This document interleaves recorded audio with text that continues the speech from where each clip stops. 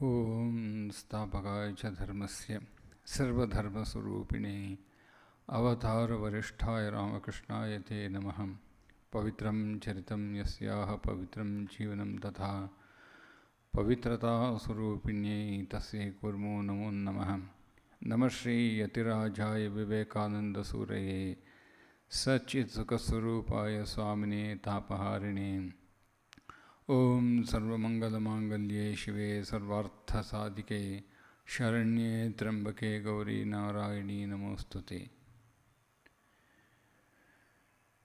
We had completed What is Duty? Karma Yoga, second lecture. We are following the way Swamiji gave his lectures, not according to the printed, published version of Karma Yoga.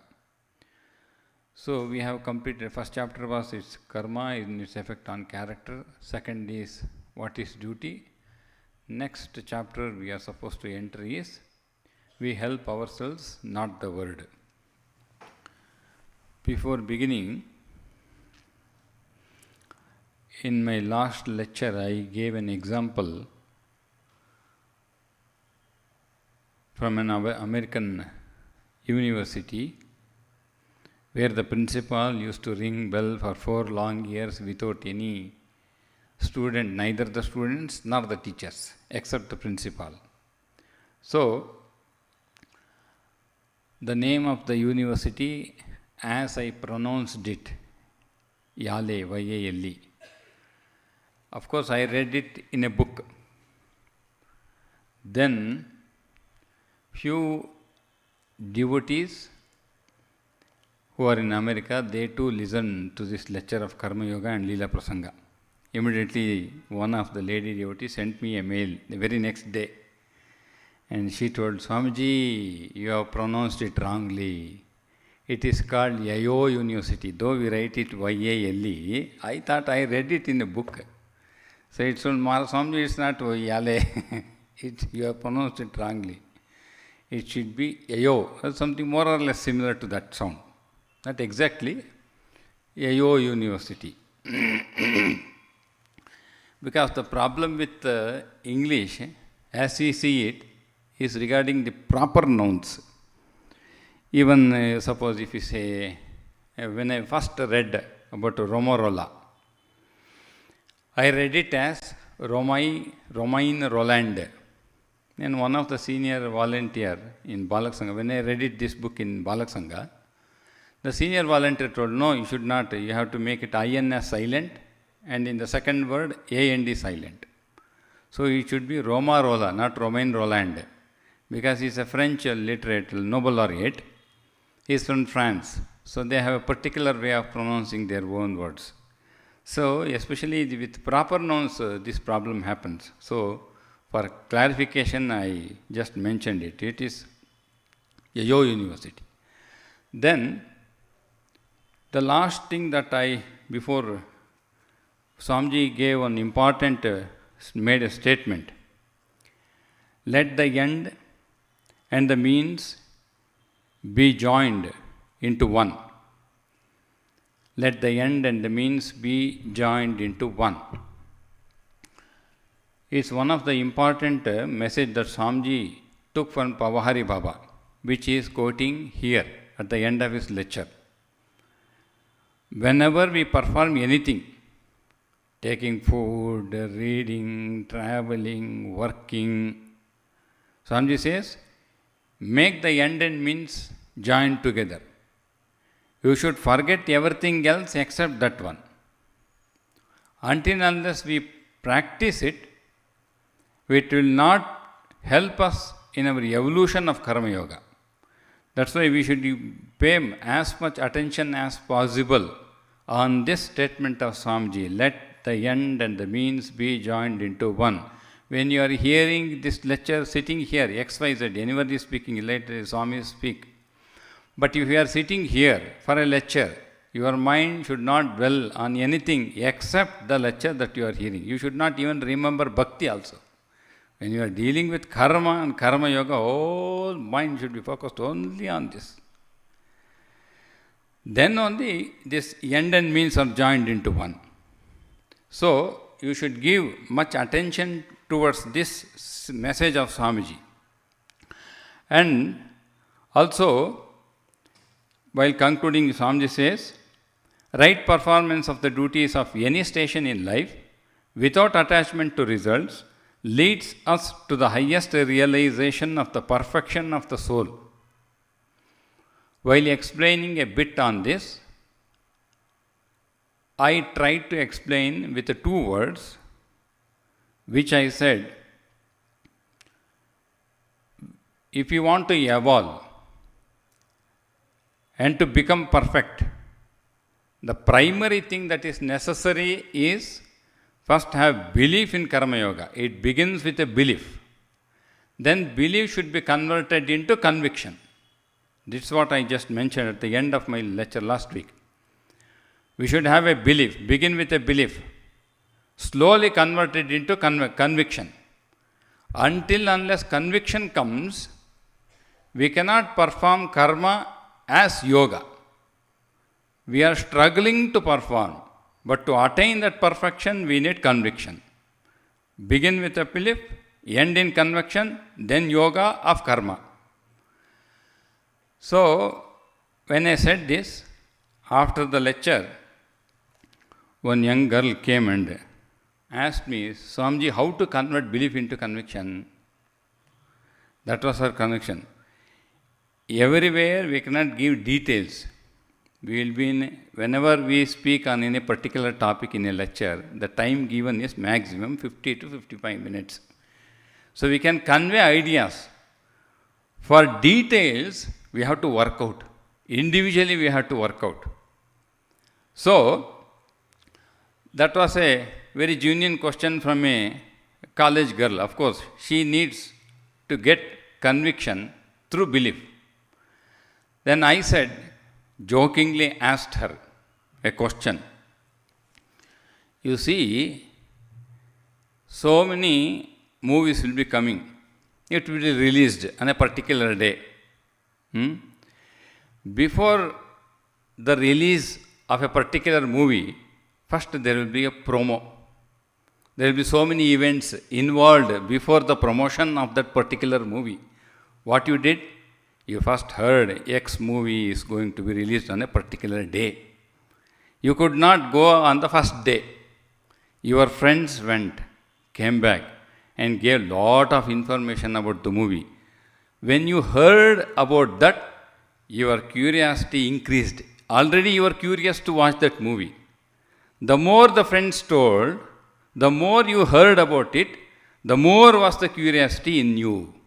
In the same way, when you have belief, you have to hear on that particular subject more and more so that you increase the curiosity to get that conviction. That's what our Vedanta says, Shravana, Manana, Dididhyasana. After Manana, actually these are all well discussed in Advaita Vedanta. When they take the Pramana Shastra, the proof of knowledge. Pramana Shastra means the proof of knowledge. When they discuss, after Manana, you will have a conviction. You develop a conviction actually. Nididhyasana will make it still deeper. But once you hear and do Manana, there is a level of conviction after Manana. So that is also considered as a Pramana. That's why first hear. Yes, there is a yoga called Karma Yoga. What are the basics to be performed? Here. Then try to perform at any station of life. Start beginning from the day, now itself. Don't say that tomorrow. Now. When you start doing the work, it will have effect on your thought. Thought will have effect on karma. It's mutual. Thought creates karma, karma affects thought. So it's mutual. Neuroscience also accepts it. The more you do work, the more you perform work, through that karma, your process of evolution of the brain, through the this firing of neurons will happen. So in the same way, the thoughts will still more increase your karma. It's mutual. Karma and thought process are mutual. In the same, with the begin with a little belief that you have and do karma. Through that it will increases your belief. Through that belief it will increase your yoga of karma, and it will be mutual, and it will attain a stage of conviction. That's why that's why our Vedanta says, Shravana Manana Nididhyasanam Karaniyam. You have to do it. Nididhyasana is a much deeper level, of course. It comes only after manana, not before that. You solve all the doubts at the level of manana. Once you have done manana, you will clear all basic doubts. There is no asking now. We go to a guru and ask all questions. That happens at the level of manana. Once your doubts are cleared and you are intellectually convinced of the idea. After that conviction, you go to deeper into nididhyasana, then that will be next step will be realization. That's why, how to convert this belief into conviction, you have to work out everywhere. This life is the question of working the details. Philosophy, everybody knows in this world. Even if you go to any corner of this India, every auto rickshaw wala, a sweeper will teach you a philosophy. But to what extent are we working? We fail in working the details and converting into yoga.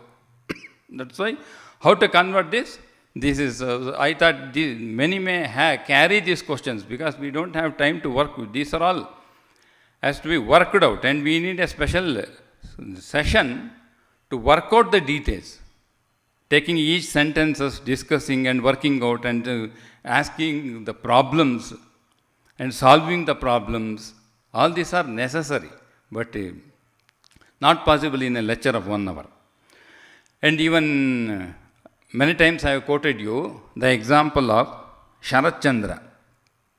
In the conversation with Swami Vivekananda, Swamiji instructs Sharat Chandra to go to every house, knock the door, and tell every member of the family that you are all Atman.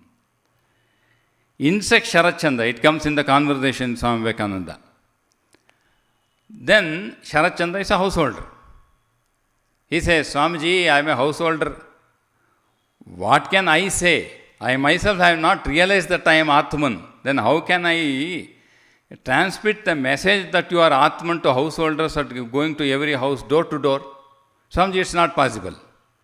Then Swamiji says, you go to 1,000 houses, knock the door and tell each of them that they are Atman.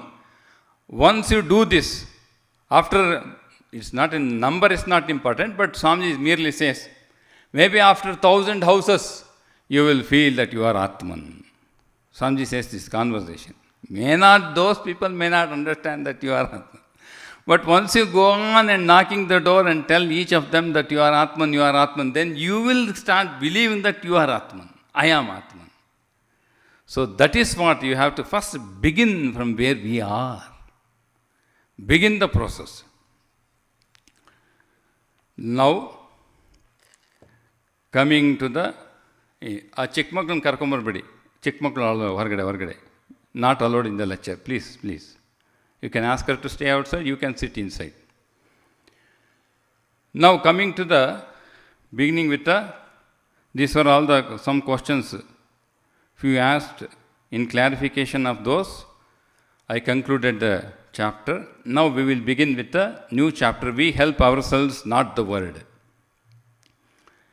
Here actually, when you read, suppose if you have read also, if you have read or if you are reading for the first time, it seems to be surprising that Swamiji starts altogether a different idea in the beginning. Though we begin with a chapter, we help ourselves, not the world. In the first initial 2-3 pages, Swamiji never mentions anything regarding helping ourselves or helping the world. This is altogether a different idea. Here actually, when I read it for the first time, I could not understand why Swamiji brought this idea here that we are going to discuss now in first 2-3 pages.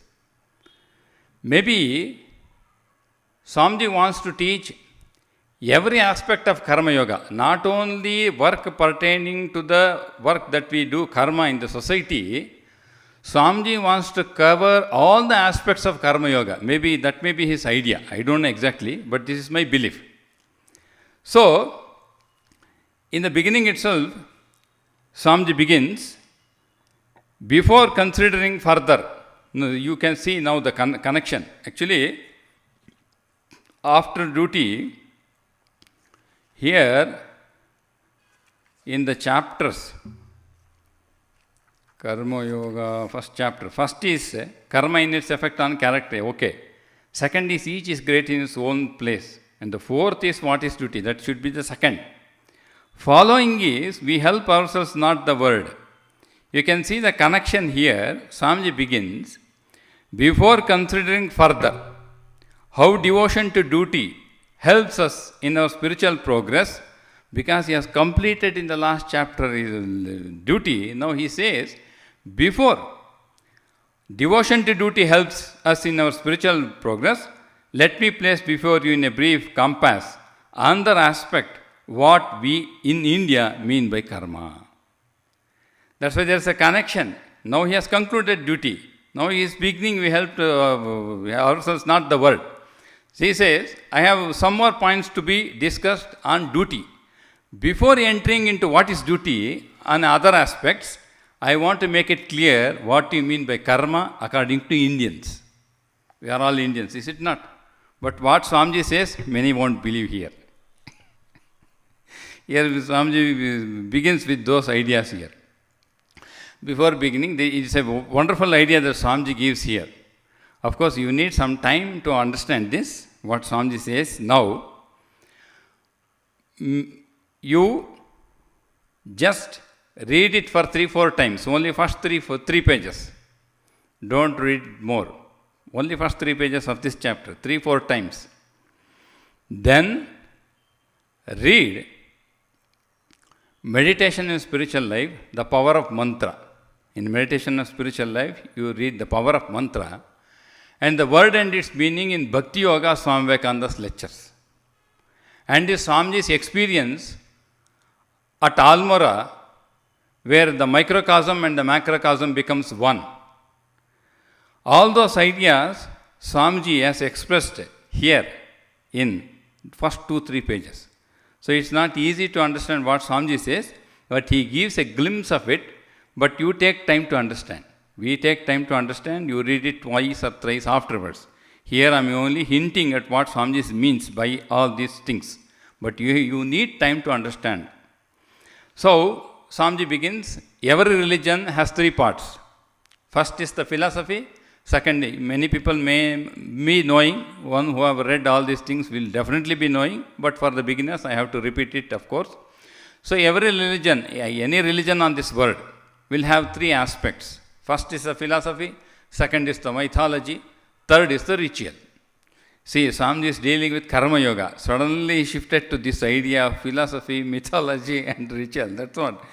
When I read it, it was very surprising to me when I read for the first time. So, I was thinking, why Swamiji started all these things? Now, where he is going? And suddenly he says, he brings the idea of karma after 3 pages. Then he connects with these ideas. So, philosophy, mythology and ritual.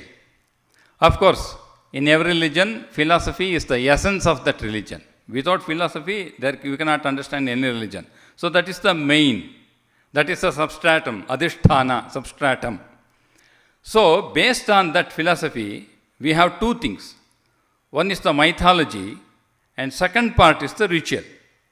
Swamiji explains and illustrates. Mythology may have a legend, lives of great legends or legendaries of great men, stories and fables. What do you mean by fables? There is a difference between story and fable, or stories and fables. Stories concerned with men, human beings. When you say fables, definitely you should have a character, animal characters, Jambuvanta, Vali, Sugriva, or a mouse, or a mongoose, or a tiger. You should have animal characters into it. That makes fables. Without animal characters, a story becomes only story. Story with characters of animals is called fables in English actually. So, all these stories, it forms mythology where it explains the philosophy. There is a idea in history, suppose if you had studied Indian history, even when I read it, many historians have mentioned majority of the Puranas are post-Christ. After Christ. It's post-Christ, many of the Puranas. Even they quote Puranas, they say some of Puranas, some is of 11th century, 12th century. Puranic age is of post-Christ. Many opine that Purana is post-Christ. No. To give a proof of it, just for your understanding, to give a proof, we had Puranas from Vedic times. From Vedas itself, we had Puranas. Koti Puranam iti manyate. Before Vyasa, there was a feeling that we had 1 crore Puranas and Vyasa made it into 18. And apart from that, even if you go to Samaveda, the famous Upanishad in Brahmana of Samaveda, what is the Upanishad that we get? It is Chandogya Upanishad, where we have a famous Mahavakya, Tattvamasi Shvetaketo, comes in Chandogya Upanishad, which forms a part of Samaveda. So, in that it is a Samaveda. In the 7th chapter, after Tattvamasi comes, Mahavakya Tattvamasi comes in the 6th chapter. Tattvamasi Shvetaketo, Aitadatmim Sarvam Sa Atma Tattvamasi Shvetaketo. Wonderful Upanishad. These are all, why I say wonderful, because the first time when I read, like this Karma Yoga also, first time when I read Chandogya, especially the 6th chapter, immediately, like suppose if you like somebody, the moment you see, there will be joy seeing him. Or somebody likes a movie, the moment they see 3 years, they will be in different world. In the same way, the first time when I read Chandogya, especially the way Shankara takes it, Bhashya along with the Bhashya, Aitadatvam Sarvam Saatma, there is a Vagartha, so many things will come there in the Bhashya. Very wonderful. If you have some interest, please read it along with Shankara Bhashya. So, yes, Chandogya Upanishad, after the 6th chapter, in the 7th, beginning of the very first sentence, very first Veda mantra of the 7th chapter, Narada comes to Sanat Kumara. Sanat Kumara is the sage Sanat Kumara. Saptarshi, one among the Saptarshi, Sanat Sujatiya. He comes to Sanat Kumara, Rishi. And he needs guidance. Wants Sanat Kumara to accept Narada as a Shishya. Then Sanat Kumara asks him the questions. First repeat what you have read. Then depending on what you have read, I will continue my studies depending what you have not read. Then Chaturveda, Rigveda, Yajurveda, Samveda, Atharvana Veda, all these 4 Vedas I have read. Then comes Itihasa Puranam. In 7th chapter, Samaveda, Chandogya Upanishad. There you can see the word Puranam. Narada says, I have read Puranam. Purana is not post-Christ. It was Vedic. It was there long. Vyasa made it, condensed it to 18. So there it says Itihasa Puranam. You can see the word. Go to the 2nd mantra of the 7th chapter. Very 2nd mantra, he gives list of what he has read. Interestingly, there, Narada, he says, I have read astrology, Nyaya, Purana, all those things. Itihasa, just Itihasa means, what do you mean by Itihasa? Itiha-asa. Thus it happened. Itiha-asa. That is called Itihasa. To narrate what happened, it is called Itihasa. Then, after giving all the list of what he has read, finally he says, I am unable to come out of sorrow, I am sorrowful. Guide me to the word of happiness. Then Sanat Kumara says, you know you have only the words, but you don't know the meaning of it.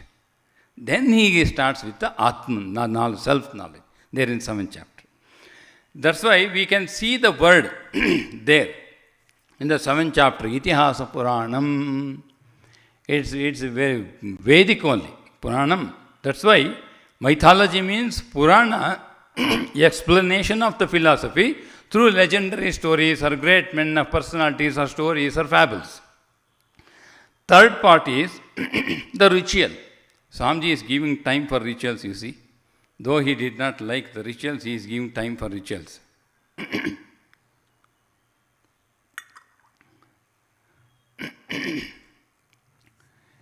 Swamiji says, ritual is in fact concretized philosophy. Swamiji's words. Ritual is in fact concretized philosophy. What do you mean by concretized philosophy? Why Swamiji has used concretized? He could have simply said, ritual is in fact explanation of philosophy. But he did not use the explanation of philosophy. He has used a particular word, concretized philosophy. Means the philosophy made gross or made very tangible. In another sense, in rituals, you actually perform the ritual. Suppose you are doing a arati, ekarti, saptarti, pancharti, terarti, so many artis are there that you perform. Actually, you are performing. In nididhyasana, what you are imagining, meditating and imagining, it's abstract. But in ritual, actually, it's a concrete form of philosophy because you actually perform. A Mimamsaka will perform Agnihotra. He will actually offer the ghee. He will not imagine that I am offering ghee. In a Manasa Puja, when you do Manasa Puja, before the actual physical worship outside God, first we perform the Manasa Puja, bringing the Ishtadevata in the heart center. Even Mantra Diksha was taken, they imagine that Ishta is sitting, Guru is sitting. It's all imagination. So we do Panchopchara, Dashopchara, Shodashopchara Puja, Manasika Puja. We feel that we have offered roses, we feel that we offered, no. In a ritual, it is concrete. Actually, we perform it. That's why it's a concretized philosophy. Many times I just draw your attention to the words that are used, especially for young men, those who are reading in colleges. Without language, you cannot understand the subject. But very pitiable condition is that many never give any attention to the language at all. They cannot. Thinking, maturity will not come without a proper language. Anyhow, this is all my personal view. Left to you to understand or leave it. So, Swamiji, he says, this ritual is a concretized philosophy and ritual is karma. Now, Swamiji is bringing the other aspect of karma, ritual. And he will, along with ritual, he will explain now 3 things connected with ritual. First, he will bring the idea of symbols. Second, words. And connected with words is the language. Now he is dealing this in Karma Yoga. You should be aware that Swamiji is speaking all these things in Karma Yoga. Why? Swamiji himself will give answer later on. You wait and hear. Now, philosophy is an abstract concept. Ordinary mind cannot comprehend these abstract things. So what is the way? The way is through rituals. To understand the philosophy, you begin with the ritual. But to perform a ritual, there is one idea connected with the ritual. What is that idea? From time immemorial, symbols have been used by all kinds of religion. To perform a ritual, we use symbols. Symbols are used. We will try to explain. When Swamiji himself has explained a lot here, we will try to understand it better. So symbols are used. Next step, B, you have to follow what Swamiji says very keenly. There are a lot of connections Swamiji brings here.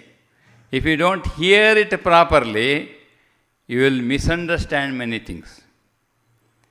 Now Swamiji spoke about symbols. Time immemorial, symbols are connected with rituals. Time immemorial. Every religion has got symbols. Now Swamiji says, listen properly. Words themselves are symbols of thought. Especially reading these 2-3 pages, you have to take time and read. Fast reading is not possible now. You have to underline this word, this sentence. Words themselves are symbols of thought. There are words. These words actually are symbols of thought. There is a thought. So the symbol for the thought is word. Every religion has symbols. Now Swamiji, beginning to explain that symbols, we have to explain next, he will come to language. Before going to language, first you have to understand what you mean by a word or words. Shabdagalillade vakyavilla. Without vakya, there is no Veda mantra. So to understand Vedic mantras or any sentences in any scriptures of the world, you need to understand word. What are words? It is the symbol of thought. See how Swamiji is explaining so nicely in Karma Yoga. This is what fascinated me when I read it. So, words are symbols of thought. He is trying to explain the symbols now. Next step is, suppose I will give one example to make it more clear. It is too abstract also. For beginners, it may be a little bit difficult to understand. Many will catch it, but it is better to explain it. Let us say I utter the word book. I uttered the word book. Immediately a thought arose in each of you who are sitting here hearing the word book. You had a image of book followed by thought on book. The symbol for that thought is the word called book. So, these words are the symbols of thought. Now this is clear. Let us proceed. Sometimes I feel Swamiji is teaching mathematics. For me it seems so. And I also understand in the mathematical way. It is easy for me. If there is a lot of confusions and logic is there, I enjoy and learn better. So words themselves are symbols of thought. First step over. In another sense, Swamiji is trying to make it much more clear. In another sense, everything in the universe, listen carefully, everything in the universe may be looked upon as a symbol. Because everything is expressed through the words. Everything in the universe may be looked upon as a symbol. Why? Everything is expressed through the word, and word is a symbol of thought. So, everything in the universe is nothing but symbols. Because nothing you can express without words. Is it not? We express everything through words, and every word has got a connected idea. That Swamiji will explain further also. Now this is clear. That's why the whole universe is a symbol. The whole universe is a symbol. And God is the essence behind. Whole universe is a symbol. What is the essence of the symbol? God. These are all, Swamiji says, these are necessary to do Karma Yoga. He is not saying you start with Gnana Yoga and Bhakti Yoga. No. Swamiji says it is necessary to understand Karma Yoga. This kind of symbology, next step. Now he explains symbols to a minimum understanding. Now the second step, Swamiji says, this kind of symbology is not simply the creation of man. Now Swamiji says, whole world is nothing but symbols. And you have to understand, everybody has to understand, that symbols are not the creation of human beings. it is a natural growth. The symbols are natural growth, and all the symbols are connected with human mind. These symbols are naturally connected with human mind. Now Swamiji gives 3 examples. Number 1, you take time to understand. I am just giving the summary. You please read it, because next again we will be meeting next month. Next Sunday is Leela Prasanga. So I cannot again start with symbols. So I can give a gist. You please read it. So these symbols, it's not human made. It's all natural growth in the world. It's the essence of God represent to the symbols in the world, and it's a natural growth. So to make it more clear, Swamiji gives 3 examples. Number 1, Swamiji says, certain symbols are universally prevalent. Certain symbols are universally prevalent. To give an example, famous Swamiji says, the cross. Swamiji says, many think that this cross came after Christ or Christianity. No. As a matter of fact, it existed before Christianity was, before Moses was born. Moses was born. Moses means these 10 commandments. I think many people would have heard the 10 commandments. The 10 commandments comes in Old Testament. Bible has 2 parts, Old Testament and a New Testament. Old Testament comprises of the 10 commandments connected with Moses. They gave and told a bright star will that ascend, so many stories on such a horizon. They gave all indications that a Messiah or a prophet will be born in future, like Krishna. So that's why he also there, like Krishna, there also young kids were killed.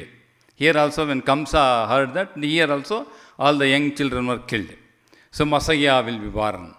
In the same way, Moses, they come in the Old Testament. But Swamiji says this plus mark existed even before Moses, not after Moses. New Testament starts with the birth of Christ, the life and teachings of Jesus Christ forms the New Testament. That's why this cross existed, even Moses was born. So the cross may be found to have been in existence among the Aztecs and the Phoenicians. Next, somebody may say, but the Savior on the cross, Christ was crucified. Swamiji says, again the symbol of the crucified Savior of a man crucified upon a cross appears to have been known to almost every nation. Even before Christ was crucified, Swamiji says it was known to every nation. I don't know how, but Swamiji says here. Next, he gives the example of circle. Circle has been a great symbol throughout the world. Is it not? Circle is a great symbol. Your Sri Chakra is a circle. Purna is a circle. Saligrama is a circle. The Tao of physics is a circle.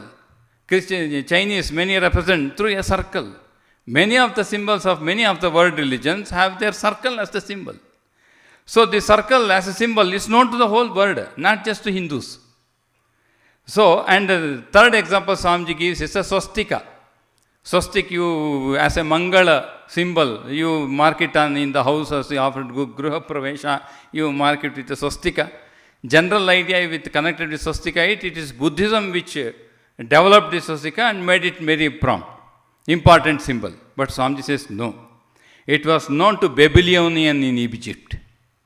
Even before Buddhism came, Buddha came and Buddhism came, it was known, ages before Buddhism, it was used among nations. In old Babylonian and in Egypt, it was to be found. Then, seeing all these examples, what does this show? Swamiji, after explaining these 3 examples on symbols, what does this show? All these symbols could not have been purely conventional. All these symbols purely cannot be conventional. What do you mean by convention or conventional? Namma Anukulakke, according to our practical benefit, we create some symbols. No, it is not conventional. Now, there should be a particular reason for that particular symbol. It is necessary.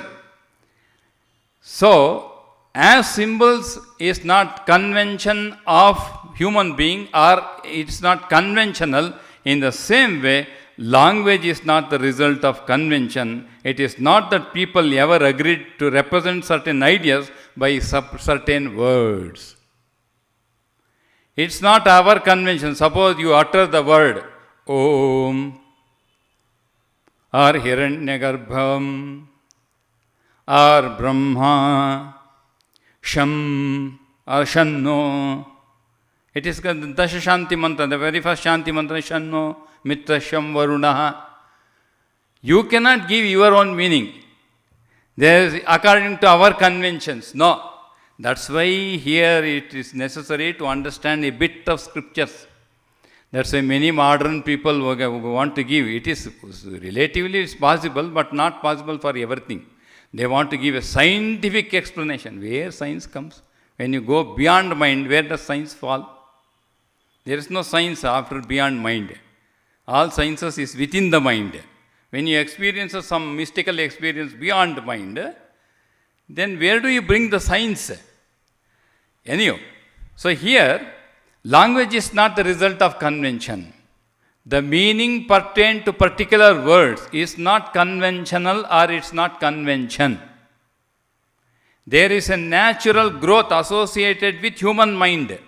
The words that are used in the scriptures, mainly, has got an associated idea. Do you feel that we are discussing Karma Yoga? No. That's what made it very surprising when he first read this Karma Yoga. But Swami concludes all this. Anyhow, I really enjoy. I don't know about you. If you are feeling sleepy, I am very sorry. Some of you are yawning here. Anyway, it is left to their individual freedom.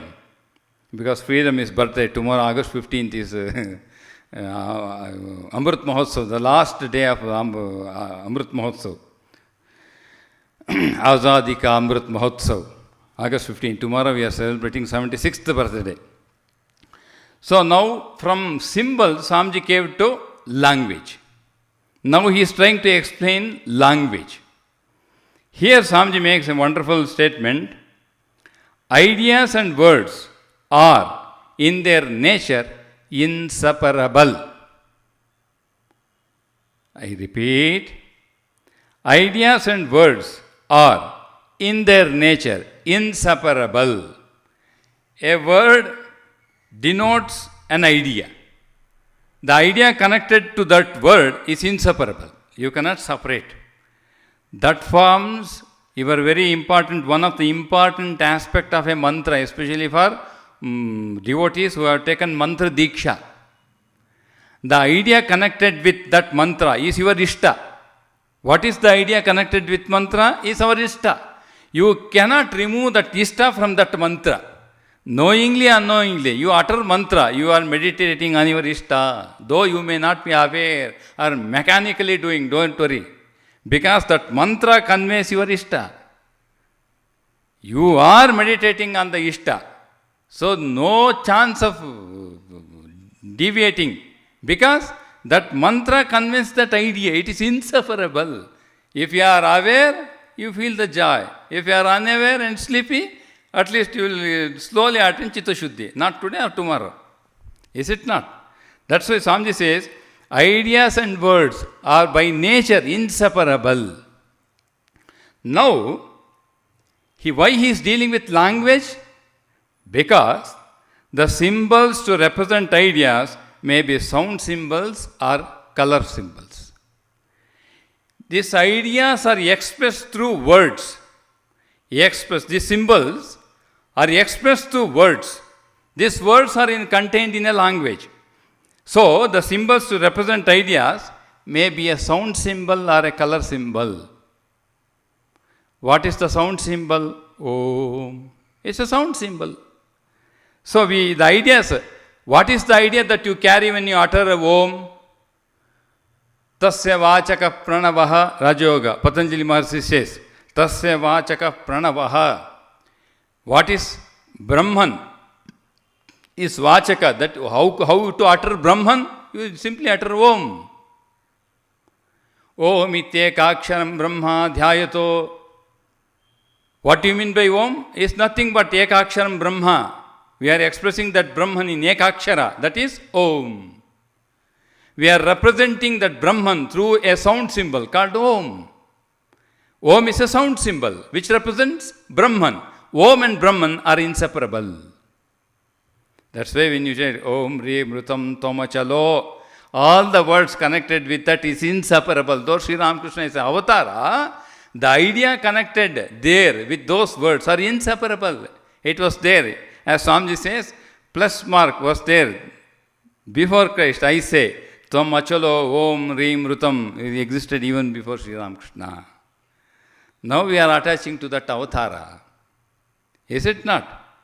Now you apply all this to your Kandana Bhavavandana Om Rim Rutam. All these ideas should be carried to those things.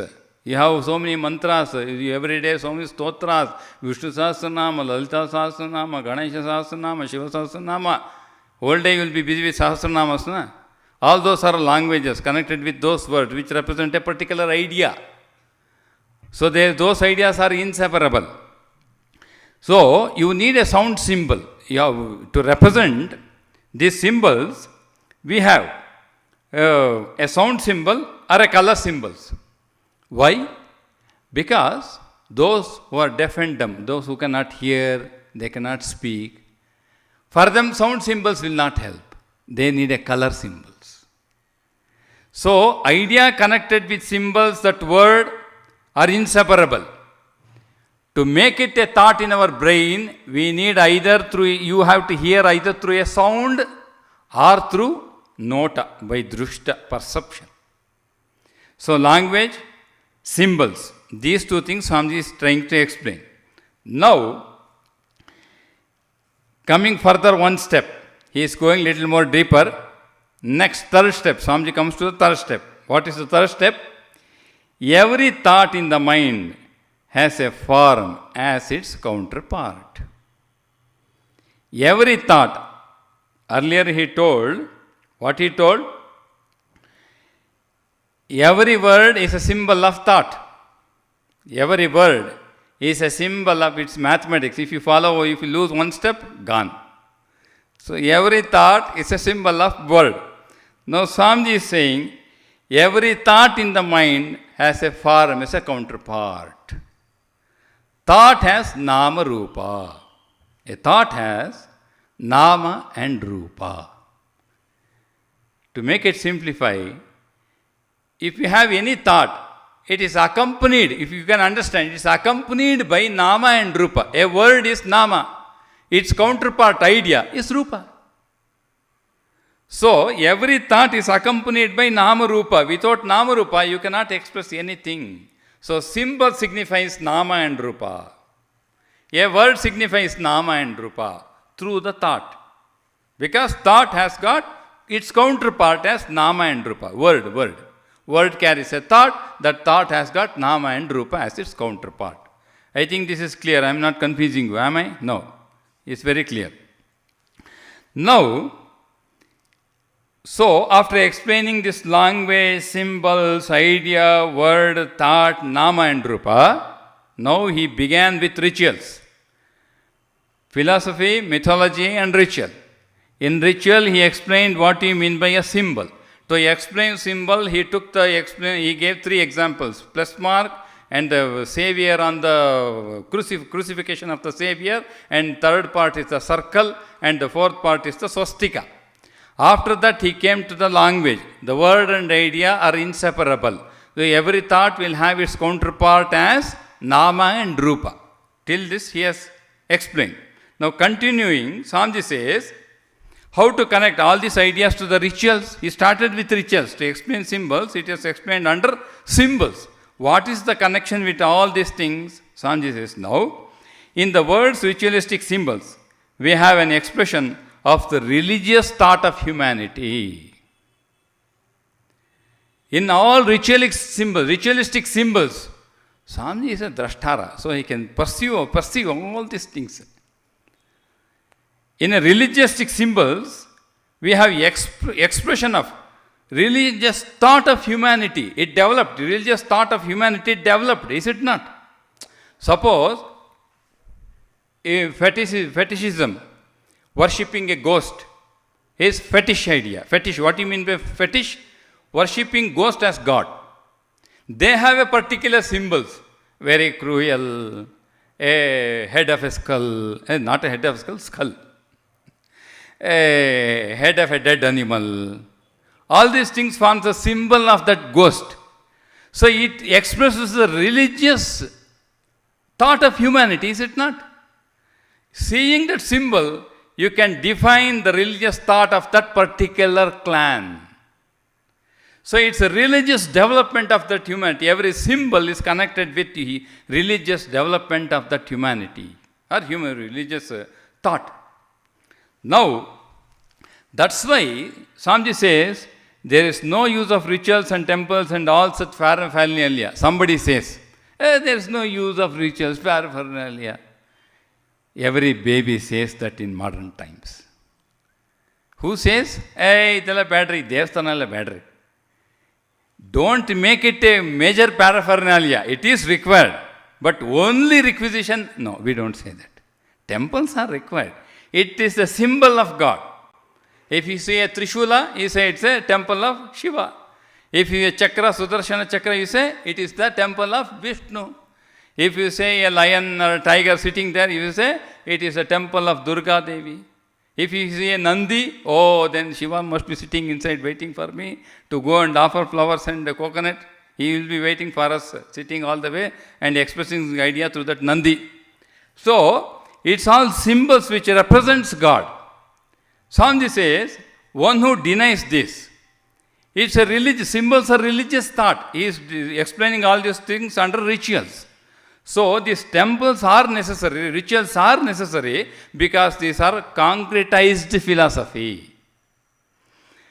Every baby says that in modern times that rituals and such paraphernalia are not required. What do you mean by baby? Aviveki. Aviveki means no viveka. One who has no viveka will criticize. You may not accept or accept it. It's left to you. But criticizing is a wrong notion. We have no authority to criticize. That's why Swamiji says, therefore the association of particular temples, rituals and other concrete forms with particular religion has a tendency to bring in the minds of the followers of those religions the thoughts for which those concrete things stand as symbols, which I explained. And it is not wise to ignore rituals and symbology altogether. Now he concludes one idea here. Swamiji concludes one idea and connects with Karma Yoga now. It is not wise to ignore rituals and symbology altogether. Then what? The study and practice of these things form naturally a part of Karma Yoga. The study and practice of these things form naturally a part of understanding symbology, language, connection with idea and word, forms the science of Karma Yoga. To practice this, because in India we call karma. Even Mimamsaka does yagna karma, puja karma. It is a karma of puja, a karma of yagna. So it's also a karma. When you take it as a karma yoga, then you have to understand the philosophy, understanding the symbols. It's a religious thought. There is a understanding of humanity of that particular race.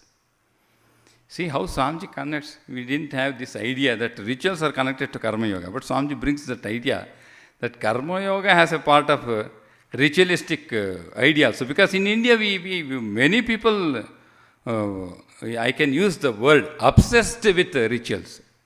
Some majority are obsessed. They may not understand anything, but offering flowers to a temple, they consider it's a great privilege. May not practice any devotion, charity, etc. But going to a temple every Monday to Shiva, Thursday to Raghavendra, they are very particular. So we cannot criticize, because Swamiji says, the part of religious humanity, that the thought we will understand.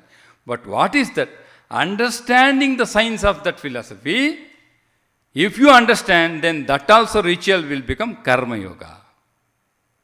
This, here I will stop. There are some more things to be added to this, some to be read and then to be explained, a little to be added to what I have already read. Because I wanted to conclude this, at least how Swamiji connects that ritual to Karma Yoga. Hence I concluded this. Next Sunday, as usual, we will have Sri Ramakrishna Leela Prasanga. Now we will conclude. Om Shanti Shanti Shanti Hari Om Tat Sat Shri Ramakrishna Arpanamastu.